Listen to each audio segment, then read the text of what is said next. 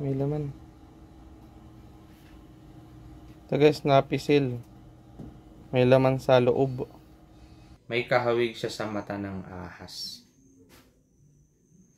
At nakita ko nga, meron ng pagkahawig. Tingnan nyo.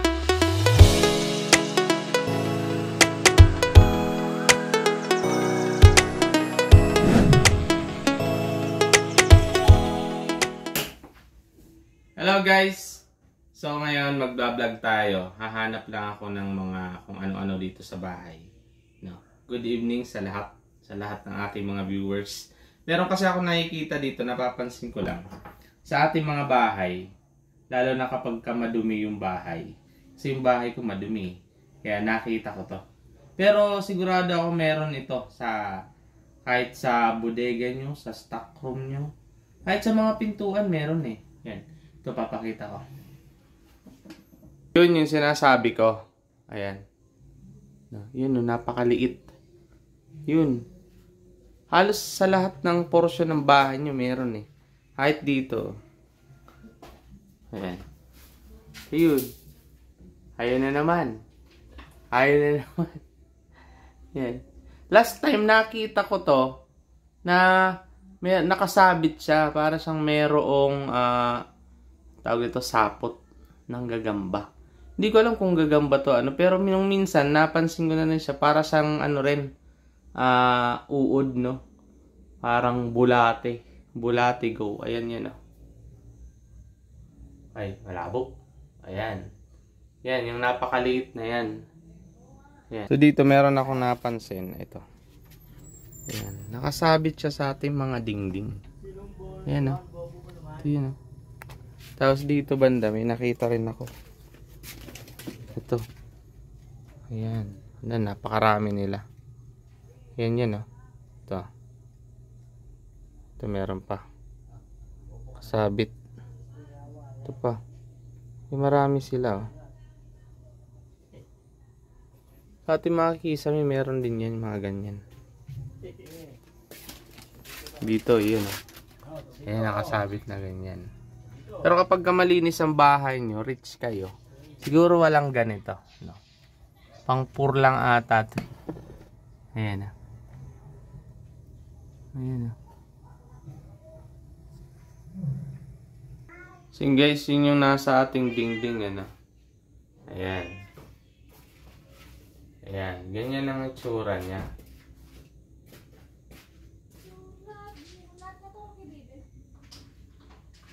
Dito sa ating mga kisame.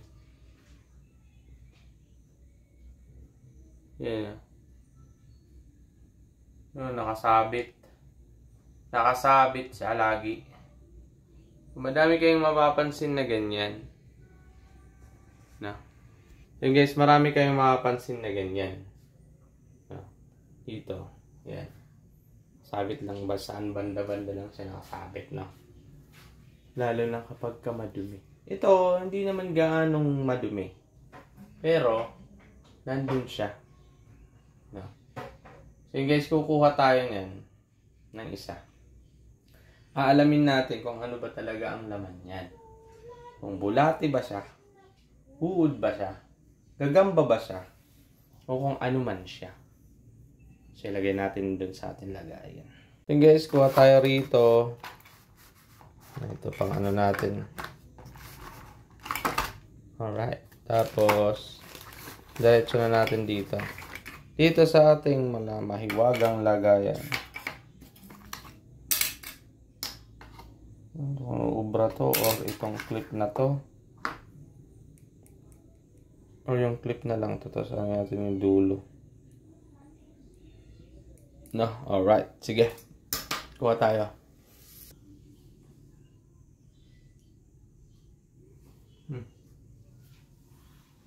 Meron siyang meron siyang sapot.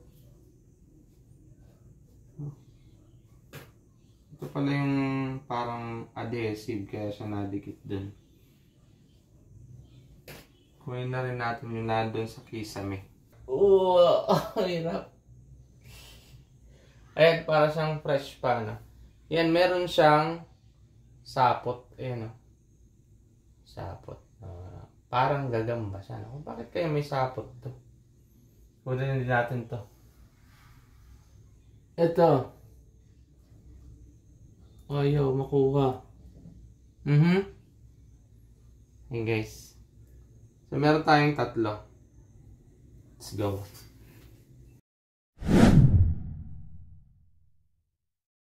Oh, ito na. Nahanap na pala natin. 3 na to. So yun guys, ito yung ating 3 kuging. Hindi ko alam kung anong tawag nito eh. Pero, yung mga ating mga probinsyanong mga viewers, merong tawag talaga nito.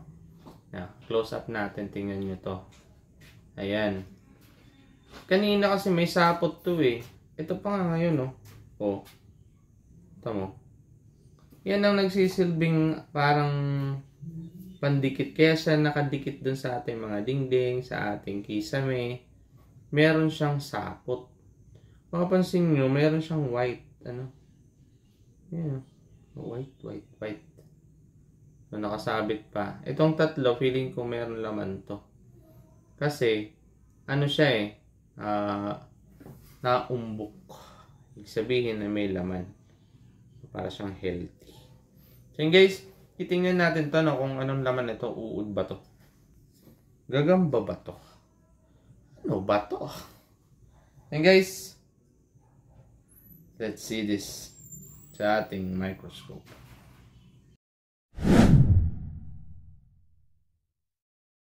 So yun guys, usual pa rin yung ating preparasyon. Kung anong ating pinagagawa. Ito yung ating specimen. And then, meron tayong glass. Siyempre, magla-glass tayo rito. Mas maganda ito kasi hindi ito na nalipad. O hindi ito natalon. Tingnan lang natin. Una-una, tingnan muna natin yung outer niya. Ano bang itsura? So, tatluhin na natin ito. Pag dikit-dikitin na natin ito. Para madali. So, pag dikit-dikitin na natin ito sila.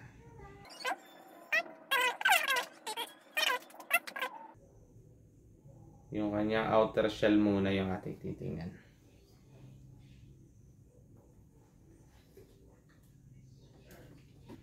Ayan. Woo! Wow!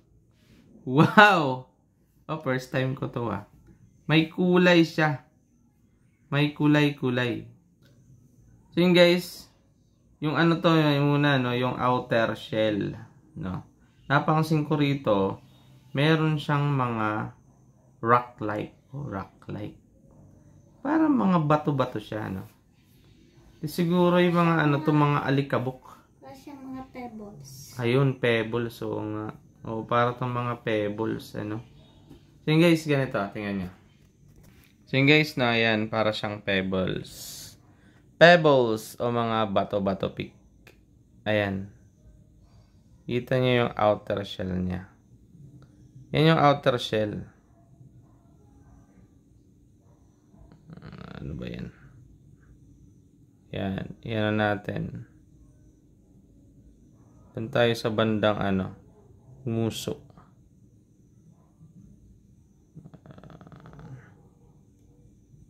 Ayan. No?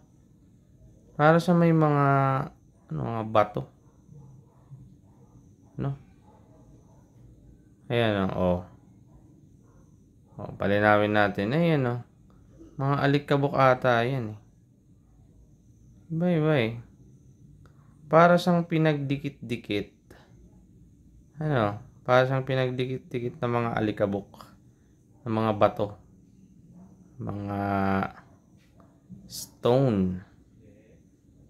Ganda eh, no? Yun yung kanyang outer shell.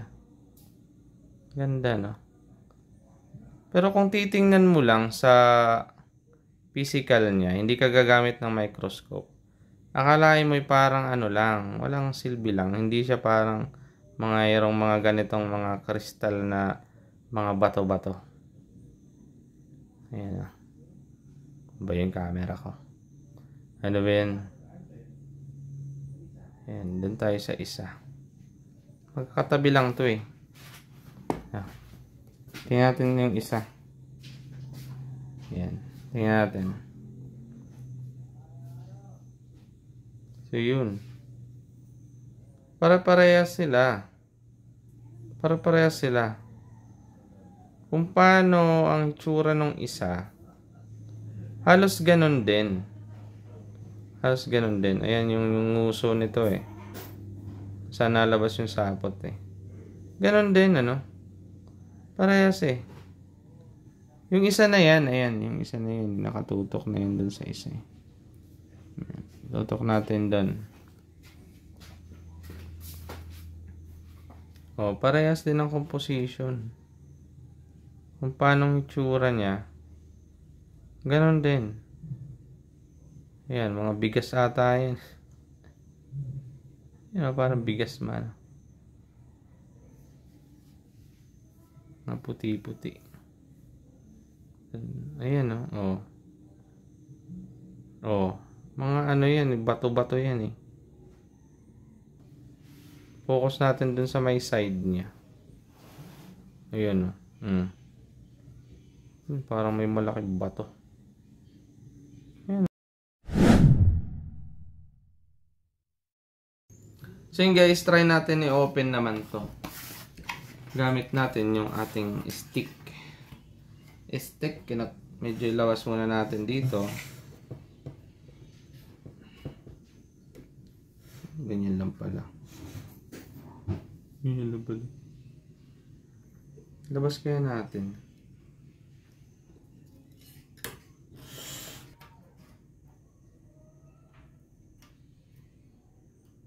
Wala nang laman. Wala nang laman.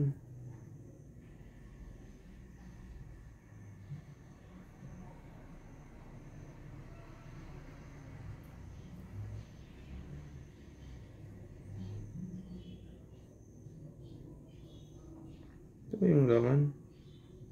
Meron. Wala. Man. Kaya. Dito sa. Ayan oh. Dito nga.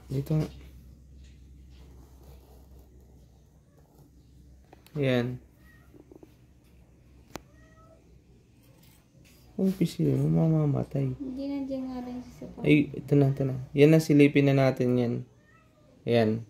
Meron parang lumabas. Dito. Ito siya. Parang uod ang laman dyan eh. Parang, ito naman, yung kaninang napisil natin na matay tuloy mo. Itlog ata yun pa. Para may pakpak eh. Yung guys, susilipin natin itong dalawa na to. Tara.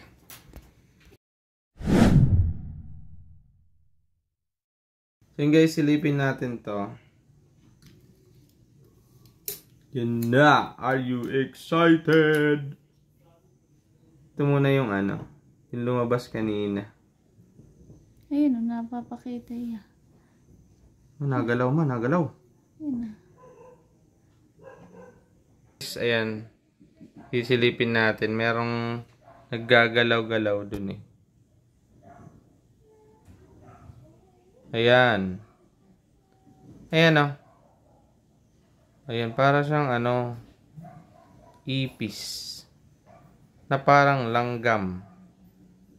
Yan yung kanyang ulo. Ulo yan. No? Yan. Yan yung shell kanina, yung outer. Ayan oh. Ayan yung shell. Ayan. So, yun ang laman. Ayun oh. Yun ang nasa loob. Oo, nagalaw-galaw siya. Yung kanyang ulo. So, malamang ano to eh. Nalipad to na insekto. Feeling ko lang. Ito yung kanyang cocoon. Cocoon ba tawag dun? Ito sa ano, kumbagay, ano to.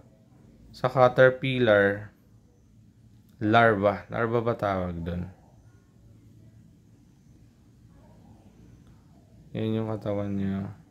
Same no, nung kaninang na ano natin. Nakita. Na tatlo. Same.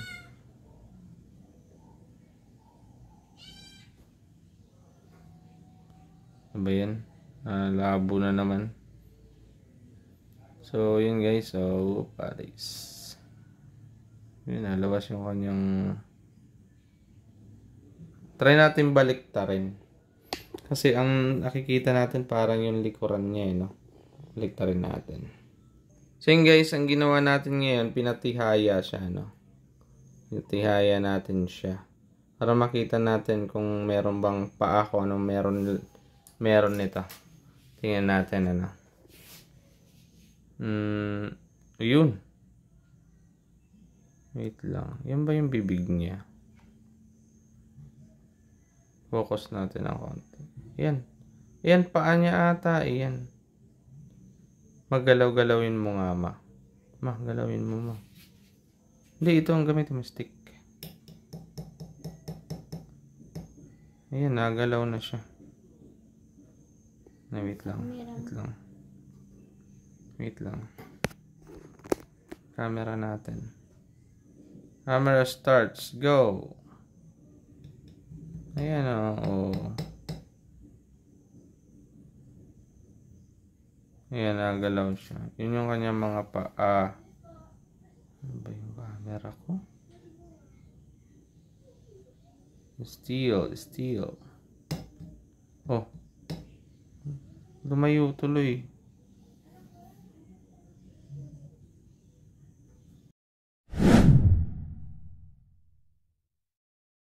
Try natin buksan, ano? Buksan natin ang nilalaman.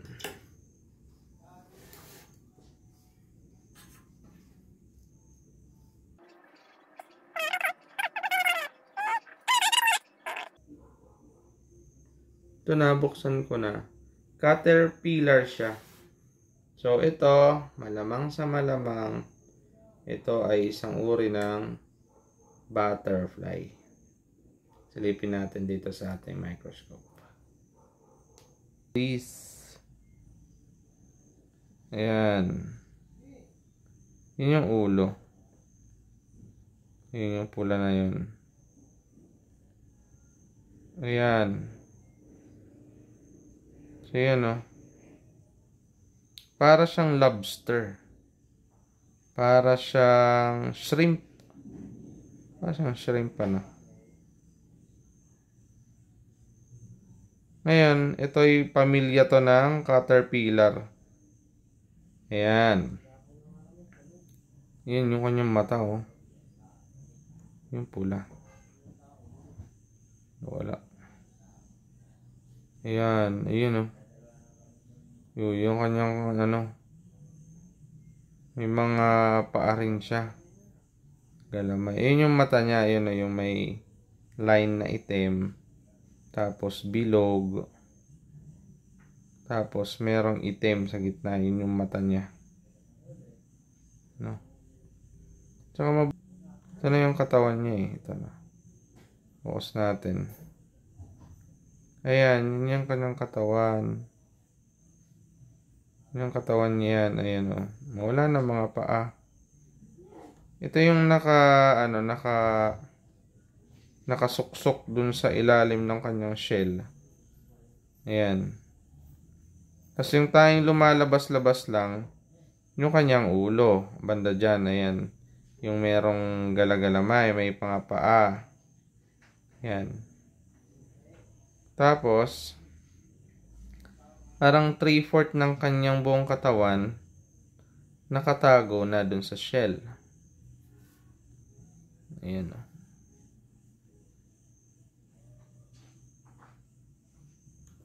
Ba yan?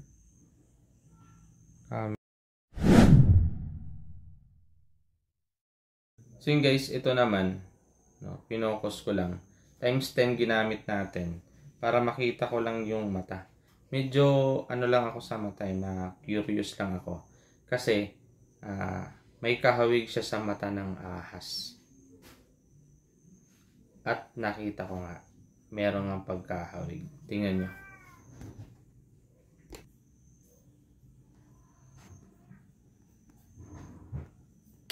So, yun yung kanyang mata. Times 10 na yan. Medyo palinawin natin ng konti, ano. Yun. Yan yung kanyang mata. Na merong ano ng... Yan. Palinaw. Yan na eh. Yun yung malinaw na part ng kanyang mata eh. No? Yan na eh.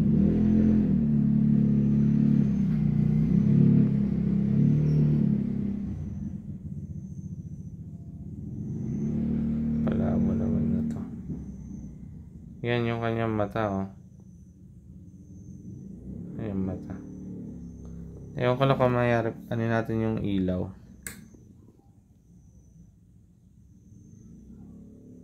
Ayan. Ilawin natin. So, yan. Yan ang kanyang mata. Yun. Yung itim. May line na brownish. Kapag itim. Yan. Yan.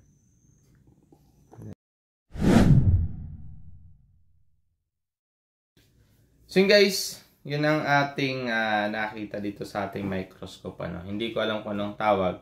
Pero, yun ang mga nakikita natin sa ating mga dingding.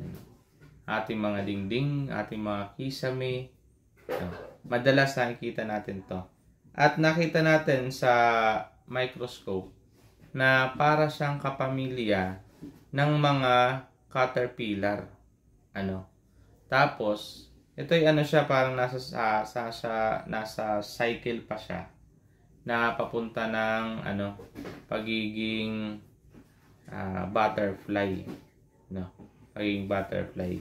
Okay guys, yun lang ating video for today. Thank you for watching.